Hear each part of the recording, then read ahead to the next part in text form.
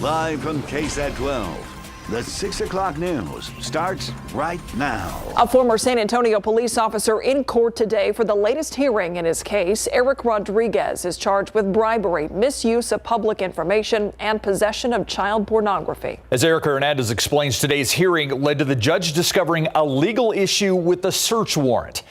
That could be a big problem for the prosecution. You're asking me to disregard a search warrant that is not legal. It is not legal. A problem for prosecutors in the case against Eric Rodriguez. Rodriguez was arrested and charged earlier this year. He's accused of bribery and accepting money in exchange for providing information to a defendant in a domestic violence case. He was also indicted on possession of child pornography charges. Rodriguez's defense attorney filed a motion to suppress evidence in the case that deals with the seizure of Rodriguez's personal cell phone.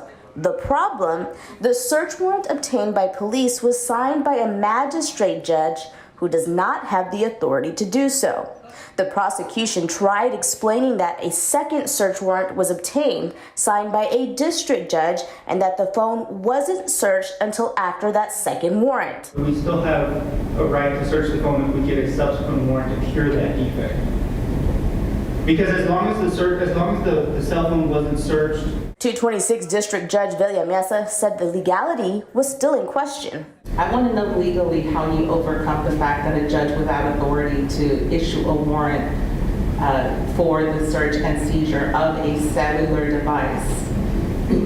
How is that legal? Judge Mesa did not rule on the motion, but is giving the prosecution a chance to respond and the defense time to counter that response. This issue has delayed the trial, which was expected to begin in late January. Erica Hernandez, KSAT 12 News. As CPS Energy officials push to increase your gas and power rates, they're holding numerous public engagement opportunities. But to what end? The utility wants council's approval for a rate hike that would bump up the average bill by $5.10 per month. Our Garrett Berger joins us live from City Hall tonight with the details. So Garrett, this conversation's continuing. What is CPS Energy doing for that public outreach? Well, Myra, recently they've been sending out emails, texts, making calls, and the utility CEO says that he's attending multiple events every day, talking to the community and getting feedback. And while he says the utility is in listening mode, it sounds like these efforts are much more about the utility laying out its case than they are about getting your input on it. Now, utility officials and city staff say the proposed rate increase would pay for immediate financial needs at CPS, things like making their infrastructure more resilient, keeping up with growth, and paying for fuel costs from the freeze. Now, as part of its engagement strategy, CPS Energy had a teletown hall last night, and they've got town halls in almost every council district scheduled. But seeing as these town halls will go right up until the day before council votes, making it seemingly unlikely anything about their proposal is going to change, we asked the utility CEO, what's the point? He says it's so people understand what the utility's asking for. I'm not anticipating changing anybody's mind about, their opinion of a rate increase. Nobody likes a tax increase, nobody likes a rate increase, but it's necessary to provide service. And, when we educate folks on that, they understand that. Now, we heard some skeptical council members, too, and it's quite possible we'll see a split vote. But with the city-owned utility warning that its financial condition is stressed already, it seems unlikely the council as a whole will end up voting down the rate hike. Now, it's been 8 years since the last rate increase, and utility officials have made it clear they do not intend to wait that long again. As we've been talking about this proposed increase, they're also talking about the next two within possibly 5 years. Live at City Hall, I'm Garrett Berger, KSAT 12 News. And of course, we'll continue to follow it. Thank you, Garrett. We have learned the name of the teenager killed this week during what San Antonio police are calling a botched drug deal. The Bexar County Medical Examiner has identified him as 19-year-old Emilio Rocha. The shooting happened Monday night on East Crockett Street near North Gevers. At the time, police told us Rocha and another man exchanged gunfire when that drug deal went south. When officers reached the scene, they say they found Rocha shot inside a vehicle. He died at the scene. Officers found the other man shot twice himself in a nearby empty parking lot. He was taken to BAMC. Police say they believe they're looking for several suspects in connection with a shooting on the northeast side early this morning. Officers got that call to the 4800 block of Raybon Drive about 2:15. That's near Loop 410 and Rittiman Road. Police say a group of people had gathered there and some of them began arguing. Then someone pulled out a gun and shot a woman in the chest. The suspected shooter ran to a nearby apartment complex. That woman was taken to BAMC with life-threatening injuries. Officers searched the area but did not find the suspect. San Antonio police also working to figure out the details surrounding a death alongside I-10 on the far east side. A street cleaning crew discovered what was left of a body early this morning in the near the eastbound access road near Foster Road. Katrina Weber with what police know now about what appears to be a deadly hit and run. Looking out at this access road, there's really no sign of what happened here overnight. But according to San Antonio police, members of a street sweeping crew got a gruesome eyeful as they went about doing their jobs. Police say the street sweepers called them to the eastbound access road of Interstate 10 near Foster Road around 4 this morning. They found what best can be described as a mutilated body all across the roadway. Police believe that person was hit by several large vehicles, trucks and/or cars that didn't stop. The body was so badly damaged that police couldn't even determine the gender. Officers blocked off the access road and the Foster Road exit ramp for hours, while traffic investigators went through the scene looking for evidence. The workers could only stand by, seemingly in shock from what they found. Police say they really don't know anything much about the crash itself, including when it happened or who might have been responsible. Reporting from the Far East Side, Katrina Weber, KSAT 12 News. The police in Castle Hills detaining a woman suspected of being drunk after they say she rear-ended a patrol unit overnight. It happened near Loop 410 in Blanco about 12:30 in the morning. We're told that officer was sitting at a stoplight when their car was hit. No one was hurt. Are you looking for a job? Well, be careful, because right now employment scams are the #1 scheme being reported in San Antonio to the Better Business Bureau. The BBB says that scammers are doing their homework and they're getting more creative, victimizing families who are looking to make ends meet. Although you may be searching for a job on a legitimate website, experts say to look for a requisition number or a job ID on the actual posting to vet the company and the recruiter. Also be leery if you're automatically hired for a position, and stay away from jobs that require gift cards or any information about your personal bank account. The work always sounds too good to be true. In other words, it's easy for you to go to any retailer, any store, load up gift cards and transfer the money, and then it's gone. It's just like cash in the wind. 0 to 2% of the time do we see people get any money back or any relief from giving money via gift cards. It's just highly untraceable. Users can track scams and should report any if you come across them to the BBB and the Federal Trade Commission. That can help prevent others from being victimized. We have links and contact information listed at KSAT.com. And those who lost someone, there's no words for the pain of losing someone. A lot of us know it. A lot of us understand it, especially around the holidays when everything's supposed to be happy and joyful. Today, President Joe Biden got a firsthand look at some of the damage done by last weekend's tornado outbreak. This morning, the president landed in Fort Campbell, Kentucky, where he was met by numerous officials, including Kentucky Governor Andy Beshear and Homeland Security Secretary Alejandro Mayorkas. The tornadoes tore through 8 states Friday and Saturday. More than 80 people have died just in Kentucky. The White House has approved disaster declarations for Kentucky, Illinois, and Tennessee. And President Biden promising to help those who have been dealt that devastating blow from these storms now and in the coming months. And the American Red Cross has already mobilized to get them immediate help. But the Red Cross needs all of our help to do that. That's why we've been holding a KSAT community phone bank to make it easier for people who want to donate. The number to call is right here on your screen right now, 210-351-1363. We have volunteers who are going to be taking your calls and your donations until 7 o'clock tonight. So if you don't get an answer right away, don't give up. Good to see that calls are coming in. And I said it at 5. It's like a helpless feeling, like you want to help in some way, shape, or form. That's a way you can do it. But there's still some dangerous storms that are out there, Adam. Yeah, there are. We've got some severe weather activity right now moving from Nebraska into Iowa, Kansas into Missouri this evening. Around here, we need some moisture. We could use the rain. The aquifer is about 5 feet below average. Obviously, we wouldn't want any severe weather, but it does look like we have promising rain chances as we get into the weekend. We'll talk about that in a minute. I do want to point out here, mountain cedar, high today, the count of 4,600. Typically this time of year, we start to see mountain cedar ramp up, and then by about Valentine's Day, it's over with. Molds, by the way, on the low end. This evening, temperature's not dropping much. We'll be near 70 at 10 o'clock and midnight, and that's where we're going to start the day tomorrow morning. Some areas of fog, turning cloudy, record-challenging warmth, strong cold front, promising rain chances, a lot to cover in just a bit, Steve.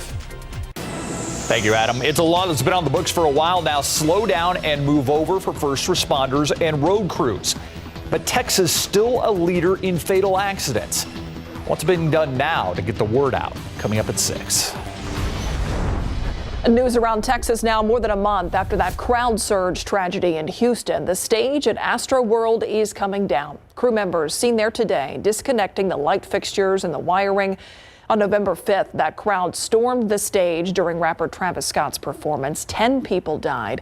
Scott's attorney says plans have been in the works for a couple of weeks to take everything down. Everything had been left in place so that investigators and attorneys could gather evidence. At least 300 lawsuits have been filed against Scott and the event's organizers. This SA Salutes holiday greeting is brought to you by Bob Mills Furniture. To all the San Antonio military families, I'm Bob Mills, wishing you a Merry Christmas and thank you for your service. I'm Dylan Collier. Coming up, criminal cases, high profile and otherwise, dogged by communication issues with law enforcement and evidence handling questions within the district attorney's office. What is happening on the Night Beat? We're on the corner of Drexel and Hackberry, where this building and the area surrounding it has been a problem spot for SAPD. The city has since taken action, but the violence has continued. So now the Night Beat, what the city is doing and what residents here have seen. State law requires drivers to move over for stopped emergency responders and maintenance vehicles, but still, many people don't do it. Yeah, our Samuel King joins us now with the reminder. Sam, the consequences if you don't can be deadly. And Steve, in Myra, AAA says nationwide an emergency responder is killed every other week on average after being struck. And a survey from the AAA Traffic Safety Foundation found that many people don't realize how dangerous that behavior can be. Almost a quarter were unaware of the move over law in their state, and 42% of respondents who don't comply all the time with the law thought it was only somewhat dangerous or not dangerous at all not to move over. It's not just dangerous for emergency responders or law enforcement. Between 2015 and 2019, Texas led the nation in the number of fatalities of people who were struck while they're outside a disabled vehicle. You want to pay attention, really, no matter what the situation is, no matter what road you're on, whether that be a highway, in a construction zone, or, on a side street or a rural road. There can be hazards anywhere along the roads. And so Texas law requires you to move over or slow down by 20 miles under the posted speed limit when an emergency or maintenance vehicle is pulled over. You should remain alert, avoid distractions, focus on driving, as Josh Razupa was saying. Keep an eye out for emergency vehicles. This also applies to tow trucks, utility service vehicles, and disabled vehicles on the side of the road. Of course, when you see the situation, slow down and move away from the people on the vehicles at the side of the road. All very important information to keep in mind to keep people safe, especially as people hit the roads for the upcoming holidays.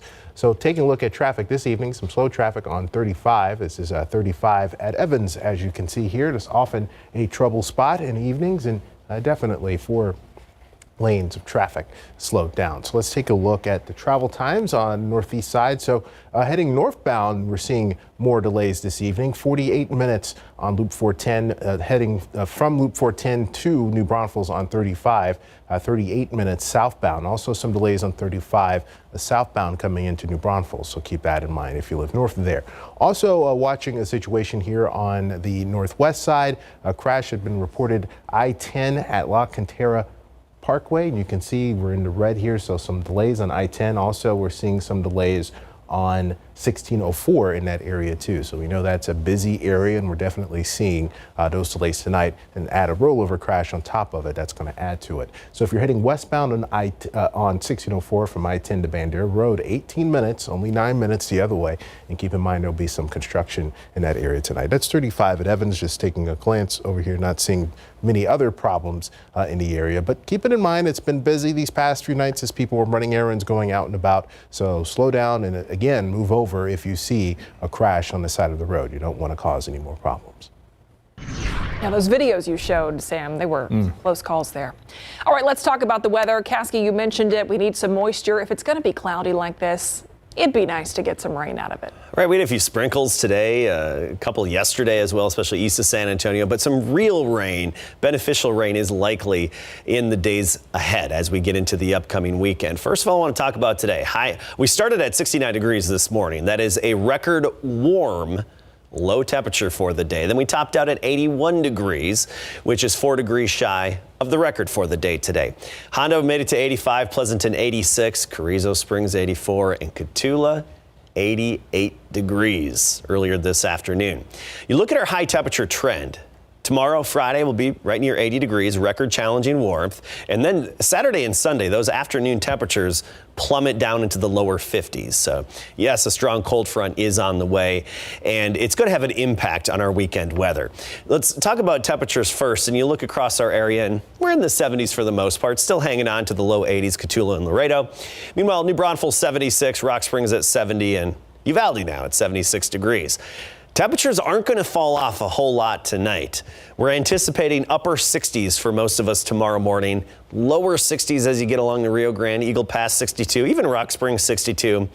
Meanwhile, in and around San Antonio, about 68 for a low temperature in the morning. By the afternoon, back up near 80 degrees, but we could stay in the mid 70s in the hill country. But we're talking 83 Carrizo Springs, 81 Hondo, Gonzales 80, Pleasanton 83, even Von Army at 81. So the warmth is in place again tomorrow, well above average considering the average high is 65. The record tomorrow is 81 degrees. So it's within the realm of possibility that at the airport we could actually meet, maybe even exceed that record. Those morning temperatures stay warm all the way through Saturday. Yes, the cold front hits on Saturday, but we'll be near 70 degrees through about the noon hour and then quickly fall off down closer to 50. That's our transition day on Saturday, but still a warm morning for early risers and anybody basically outdoors through about 11 a.m. to noon, near 70 and muggy, but then mornings are back down closer to where they should be this time of year in the low 40s by Sunday, Monday, and even lingering into the early part of next week. Dew points are up. We got that humidity out there. Dew points well into the 60s. With that southeasterly flow off the Gulf, that's going to lead to those low morning clouds, even some patchy fog again tomorrow morning. Got on into Friday as well, but then we sweep away, get rid of that humidity for the weekend. Once that cold front hits on Saturday, by the afternoon, the humidity's gone, and Sunday, very dry air in place. And the humidity's not going to be quick on returning, so we'll have a more extended break from the mugginess. Quiet across the state. We had a few sprinkles here and there in our neck of the woods, but not much, and just a trace in a few isolated locations. Here's the main activity. Wound up system, big upper level system helping to drive this severe weather outbreak. Now moving through Iowa into southern Minnesota, parts of Missouri as well. Tornado warnings along it. Wind gusts in excess of 90 miles per hour recorded in parts of this line. That was in southeastern Nebraska. And the watch box is out for severe thunderstorms and even tornadoes. So that's a wound up upper level low that's quickly moving eastward. All that moisture staying to the north of us. The next system on its heels, dropping into the Pacific Northwest right now, bringing more much needed moisture to the western United States. That's going to help push a cold front into our area, and we'll get some of that energy as well, and even Pacific moisture. So a 10% chance the next couple of days, Thursday and Friday, a few sprinkles. Saturday, we're up to 60% chance of rain. Sunday, later in the day and on through Sunday night, we're looking at some scattered activity at about 40%. Tomorrow, just another unseasonably warm day, 68 in the morning, near 80 in the afternoon with that 10% chance. Saturday with our transition, with the cold front hitting, also gusty. I expect another Saturday with wind gusts around 40, 45 miles per hour. And Sunday, cloudy, becoming damp, but cool, low 50s. All right. Thank you, Adam. You know, I don't care where you go, who you're signing with. If you were talented enough to get a college scholarship, today's a day to celebrate. Today is absolutely the day. And Central Catholic, right across the street here from KSAT 12, has 2 offensive linemen staying right here in town to play for UTSA. I'm talking about Ben Rios and DeAndre Marshall. More from them coming up. Plus, Floresville running back Darion Murphy. He's going to Princeton. Coming up.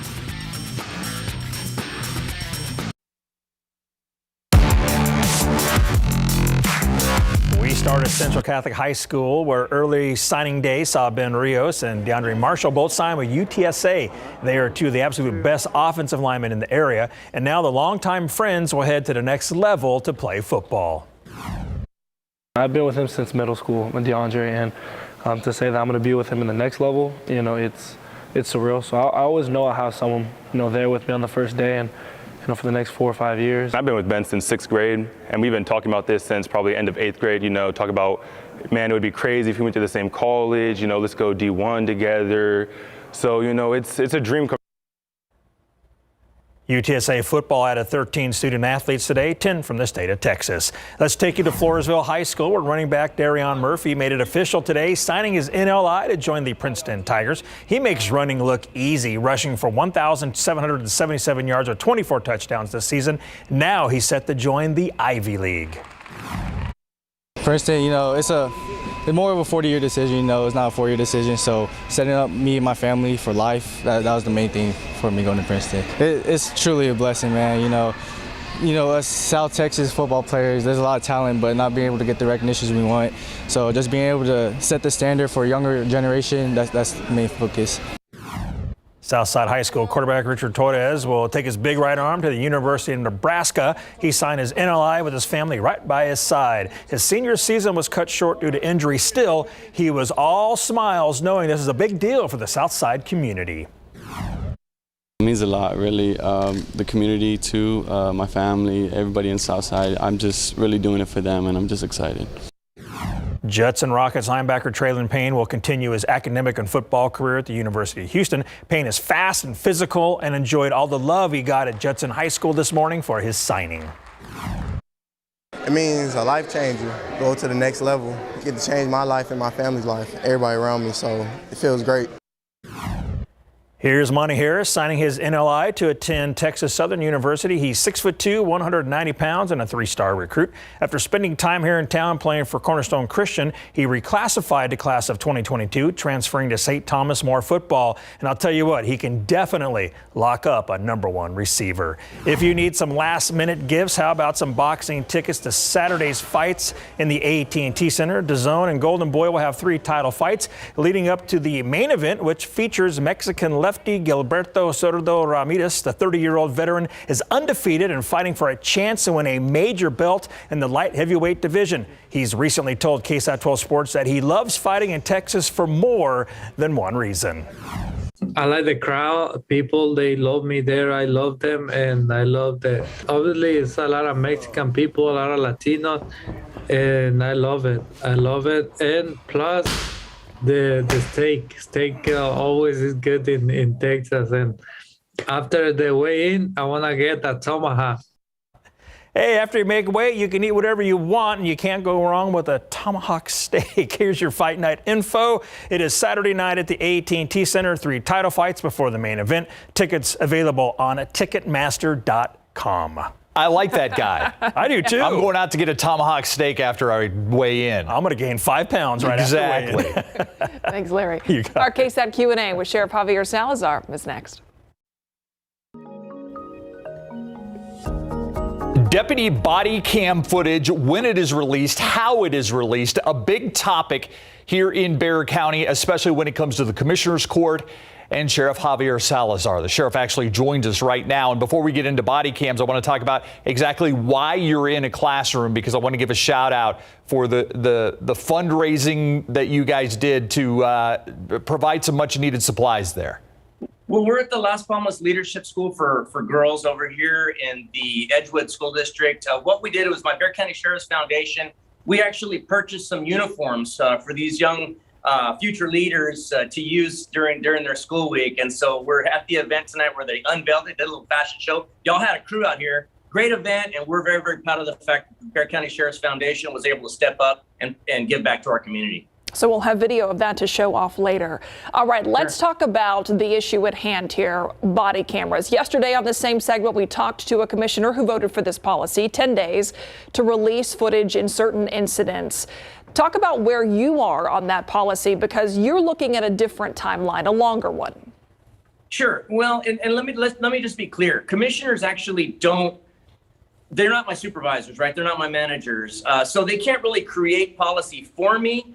But what we're doing is we're taking that policy as a recommendation, and we're certainly trying to live up to that. Right now, with our technologies and with our processes of where they are, what I can guarantee is a 30-day turnaround, as was put out in my policy, which incidentally was good enough that morning up until the number 10 was arbitrarily decided upon for us. But we're still at a 30-day turnaround with the intention of bringing that number down to 10 as our technology improves and as we get better at the process. Are you confident that you're going to get there, that you'll be able to turn this? And I mean, 10 days is, 30 days is even quicker than the San Antonio Police Department's current policy is. I mean, are you confident that you're going to be able to get to 10? Well, we were told 60 initially was what they were going to ask us for. We came in and said, hey, we'll do better than that. We'll do 30. And then all of a sudden the number 10 seemed to have been pulled out of thin air. With that being said, I'm absolutely going to try to get there. And I think we can. I think once we get the technologies in place that the San Antonio Police Department already has, those technologies that we're trying to get to, they already enjoy that. And so we're trying to upgrade our technologies with regard to that editing software, our tasers, and our Axon body cameras. I think the commissioners will see it our way and they'll give us this equipment that we're needing. But we do need those upgrades to meet that deadline that I think we can. I don't see any reason why we can't. You talk about the technology needed, and some people may not understand why that timeline, why it's not just something that, everybody uploads something pretty instantly these days. You can put it out there for people to watch. So what needs to actually happen when it comes to importing video, processing that video before you're able to release it? Well, you've got to edit, you've got to redact. Like say, for example, an incident happens on a busy street with vehicles passing by. Well, you've actually got to redact every license plate of every vehicle as it passes through a frame. Well, that can be very time consuming. People that are not involved in the incident, bystanders that may be on a street. So think about if something happens at a big mass event where there's 50 people standing in the frame, you've got to sit back and redact every one of those faces, times however many deputies were on scene. So you're going to catch it from my vantage point, from my partner's vantage point, from this other partner's vantage point, and you've got to go through and redact every one of those faces on every one of those vantage points. And so it can be quite time consuming. With that being said, we're going to do our very best to get what's being asked of us. I want to talk about something that I don't think I've seen before. And you can correct me if you want. You are an elected official. You run the Bexar County Sheriff's Department. You have a number of county commissioners who have come in. Like you said, you set the policy, but they've come in and said, okay, do it in 10 days and we will give you the technology to move forward and make it more streamlined. Has this ever happened before? I mean, this seems to me as if it's unprecedented that the county commissioners are saying, hey, we've got the purse strings here. Yes, you run your department, but we're going to make a cash incentive here, basically, for you to do what we want you to do. Well, it never became problematic before this past year. I'll leave it up to you all to decide why that is. But I've never really had an issue with commissioners. As you know, I'm on my second term, so I've been doing this job for about 5 years, and it's never really been as difficult as it has been here this past year. With that being said, I think it's going to improve drastically over the course of the next couple of weeks or months. And take from that what you may. Now, with that being said, this technology that at this point is being kind of held in limbo is life-saving technology. At that point, we're not coming to ask for this technology because it's cool to have. We're asking for this technology because it saves lives, right? Our tasers that we're carrying right now are at end of life. If a taser fails, that could be catastrophic in a life or death situation like that. And right now our tasers are on borrowed time. And so we're asking for these upgrades, again, not because we want these fancy gadgets, we want a fancy new toy. It's because this is life-saving technology that we need. And I don't think it's right that we're being held hostage for this equipment. And so what we're hoping for is that cooler heads will prevail, and the commissioners will see to it that we're able to get this technology that we need. So right now you're sticking to 30 days with the goal of working toward 10. Sheriff Javier Absolutely. Salazar, thanks for your time. Thank you. Appreciate it. And we'll show Las Palmas School coming up tonight on the Night Beat at 10. We'll be right back. Welcome back, everybody. We told you about a crash near I-10 in La Cantera. Here it is on a TransGuide emergency vehicles just on the corner of your screen there. So that's causing some delays coming out of Bernie to 1604, 41 minutes all the way from Bernie to downtown right now. Also have some issues downtown, so watch out for that. 21 minutes between 1604 and downtown. Also in 1604 are construction lane closures overnight, alternating both directions starting at 9 this evening. And once again, I-10 La Cantera Parkway, a lot of people out shopping and everything tonight, but definitely watch out for some of the crashes on the roads, guys. All right, quickly, Samuel, I want to clarify something that the sheriff said at the end of this. He shared with us off air that he's actually hoping he can get the turnaround on this body cam video to less than 10 days, to like 2 or 3 days. So I want to make sure we got that out there, too. Yeah, work ahead for that department. Okay, let's take a look outside with live cam. We're waiting on a big change in temperature, Adam. Yeah, big temperature swing on the way. Not tonight. Temperatures aren't going to change much overnight tonight. 75 right now, and we'll be in the upper 60s by tomorrow morning. Record challenging warmth, then the strong cold front for the weekend. We'll talk about it all in just a bit.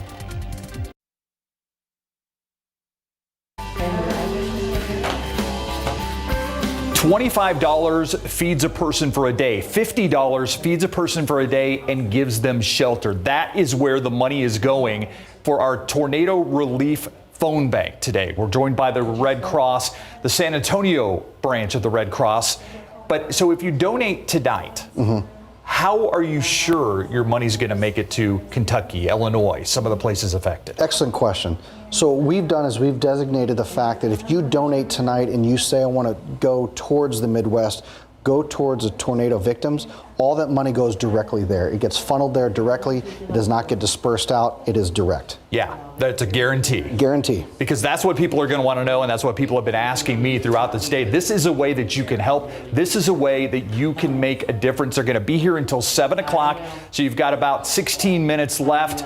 351-1363. Jeremy Roberts with San Antonio Red Cross. You're a board member, right? Yes, sir. Always appreciate your time. Thank you. Yeah. Myra.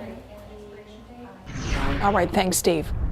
Okay, let's talk weather now. We know that it's been gray, but we know we got some big changes coming this way, Adam. Yeah, strong cold front hits this weekend. So we're going from record challenging warmth back down below average in terms of afternoon high temperatures. So the record high tomorrow is 81 degrees. Our forecast is 80. So it's within the realm of possibility that we could hit it, maybe even exceed it, of course. Strong cold front hits Saturday morning. So Saturday is our transition day where everything starts changing. Then you really notice it and feel it for all of Sunday. Rain chances are actually looking pretty promising. And you look at our rain chances here in the days ahead, 10%. Tomorrow and Friday, that's it. Mainly just a few little sprinkles, kind of like what we had today. But then Saturday, 60%. Late Sunday, 40%, and that's going to last basically into Monday morning. All right, let's take a look at the big picture. Quiet across the Lone Star State. The main activity is the severe weather and a line of very fast-moving severe thunderstorms going through Iowa, moving into southeastern Minnesota, now pushing into parts of Missouri as well. And that's the main feature in our atmosphere right now. Big upper level low pressure system helping to drive that. But on its heels, we've got another one moving into the Pacific Northwest. This secondary upper level low that's just dropping into the lower 48, that's going to be affecting us as we get into the upcoming weekend. Good moisture it's dropping in parts of the northwestern U.S. and soon to be over the Rockies as well. They need it. California getting more moisture to fill up their reservoirs. For us around here, we need the rain as well. Parts of our area are in drought, especially west of 281. Tomorrow, just a few sprinkles, mainly just clouds. Futurecast indicates that as well. Same story into Friday. We'll squeeze in some afternoon sunshine. But once we get into Saturday, I think the most likely time frame for rain would be between about 10 a.m. and 3 p.m. would be the best chance for rainfall around here. And Futurecasts here indicating some pockets of moderate to heavy rainfall possible. We'll have an unusual amount of moisture in the air for this time of year to be wrung out. So we could see a quick ½ inch to an inch in some of our viewing area. We could see that, especially east of San Antonio. 75 right now. Dew point is 67. We're feeling that mugginess. 75 in Divine. Bandera now 73. Converse 74 and Helotes at 73. Still 83 though in Cotulla and Laredo at 82 degrees. Tomorrow we'll start the day at 68. By and large we'll be in the 60s in the morning. And by the way, earlier today, 69. That was a record warm low temperature for the day. Tomorrow, upper 60s, low clouds, some patchy fog, and then near 80 in the afternoon with the chance that we could actually hit or exceed that record high.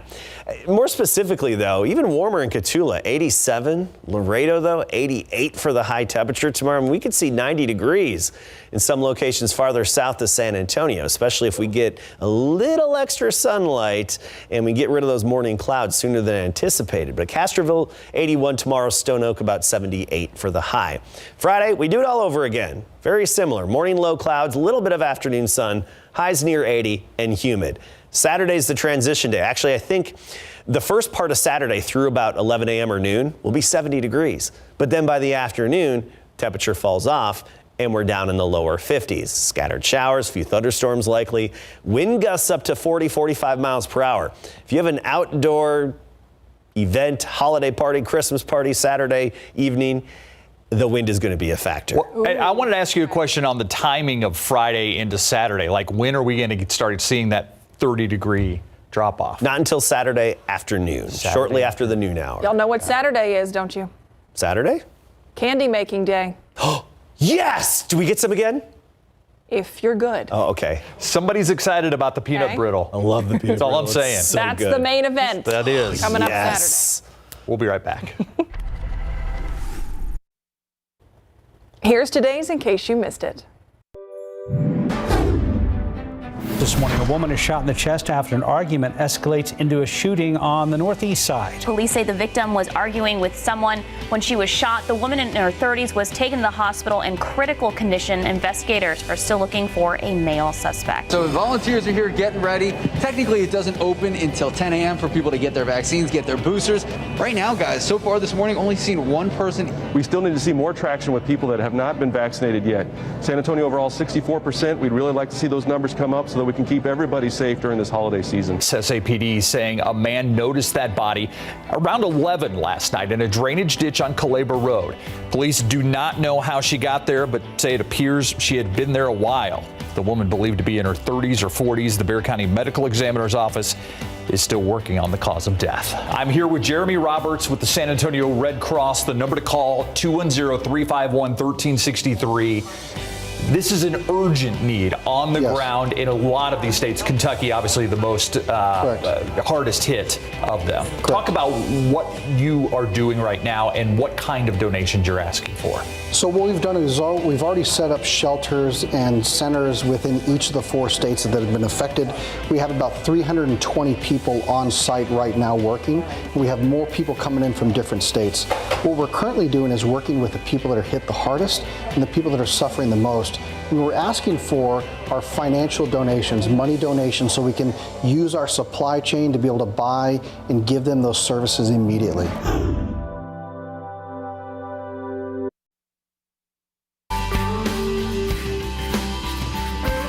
Phone lines still open, a few minutes more to make a difference. The number to call, 210-351-1363. These Red Cross volunteers here until 7 o'clock tonight, taking your calls and donations to make a difference in the tornado relief after we've seen so many storms and so many deaths in a very hard-hit part of this country. I really have no idea right now how much money we have raised, but you need to know that each dollar raised tonight will go to places like Kentucky that have been hard hit. And these volunteers have been on the phone really from 5 o'clock through 7 o'clock straight. They have not had a break.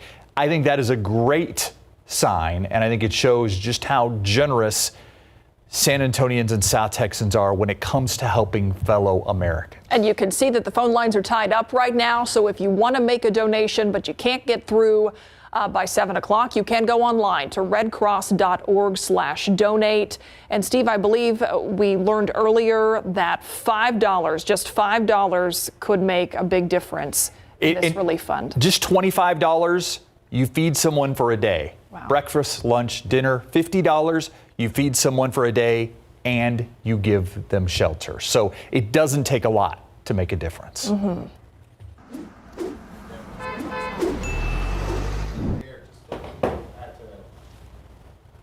Hey, looking at our forecast, we'll be near 80 degrees again tomorrow afternoon and in the upper 80s farther south of San Antonio with a southeasterly breeze at 5 to 15. Fairly gray, especially in the first part of the day, and then some sunshine in the afternoon again. Leon Springs 77, Seguin 80, Hondo 81 for the high temperature. Record challenging territory the next couple of days. And then Saturday, by about noon, we see the temperatures fall off down into the 50s, and the weekend's going to be cool and somewhat damp as well. I know not the best timing for rain, but it's much needed moisture, and most of it's going to hit us Saturday. All right. Thanks, Adam. And thank you for watching the news at 6. See you back here on the Night Beat at 10.